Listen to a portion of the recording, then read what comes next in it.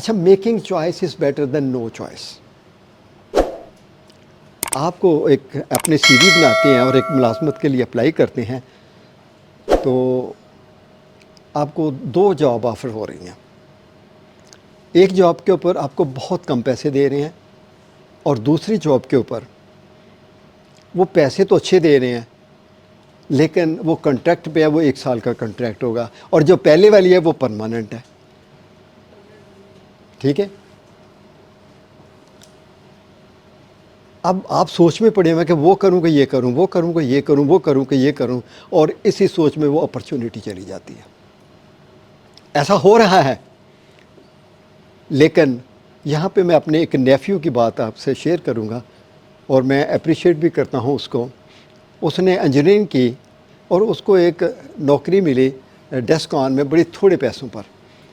تو اس نے کہا تایا ابو کوئی بات نہیں ہے، میں کر لیتے ہیں. اور 3 سال وہاں پہ کام کیا اس نے، اور وہاں پہ محنت بھی بڑی تھی، اوور ٹائم بھی تھا، سب کچھ.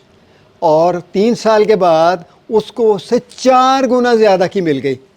اس کا مطلب ہے کہ جو آپ کے پاس چوائس نہ کرنا، چوز نہ کرنا سے بہتر ہے کہ جو آپ کو اویلیبل چوائس ہے اس کو استعمال کر لیں، اس کو ضائع نہ کریں، اس کے بعد اگلی اپرچونیٹی کے لیے تیار ہیں. لیکن کچھ لوگ ایسے ہیں کہ وہ اس اپرچونیٹی کو بھی جو ان کو مل رہی ہے اس کو اویل نہیں کرتے.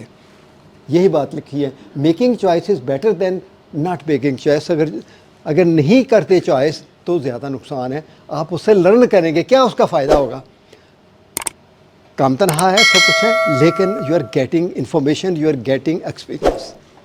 تو آپ کی زندگی میں بھی اگر کوئی ایسا موقع آتا ہے تو چوائس اگر اویلیبل ہیں تو اس میں جو اویل ہوتا ہے اس کو اویل کر لیں.